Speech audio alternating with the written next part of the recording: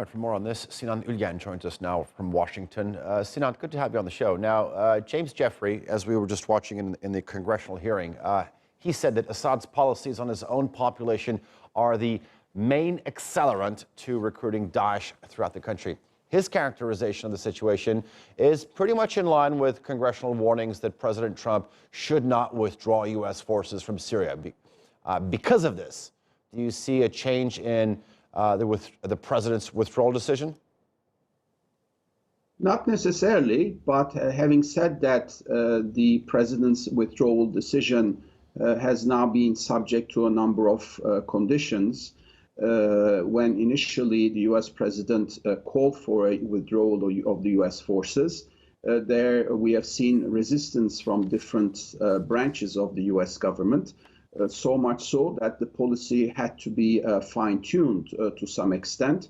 And right now it seems that the U.S. is committed, at least with a small number of troops, to remain in Syria. Given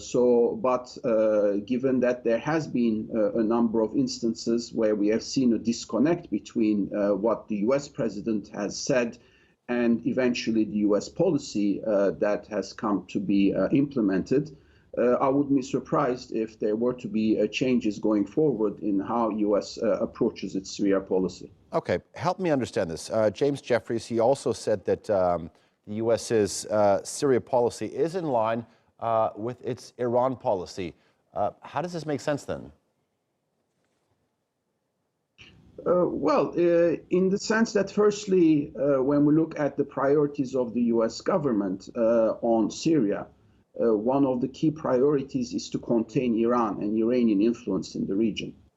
That's been also one of the policy objectives in Iraq, and therefore one of the arguments for the U.S. Remaining in Syria has been exactly that the U.S. presence on the ground would be necessary to contain growing Iranian influence. And in that sense, the U.S. policy in Iraq and the policy to retain troops, U.S. troops in Syria, do serve the same objective, which is Iran containment policy. Okay.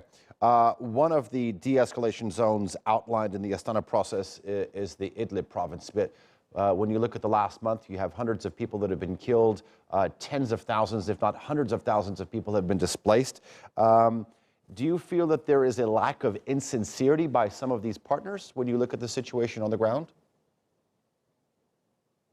Well, I wouldn't frame it as insincerity. It's really about using or instrumentalizing the Idlib question in order to achieve the bigger objectives. Here, the tripartite agreement between Turkey, Iran, and Russia on Idlib has been a very difficult agreement to implement.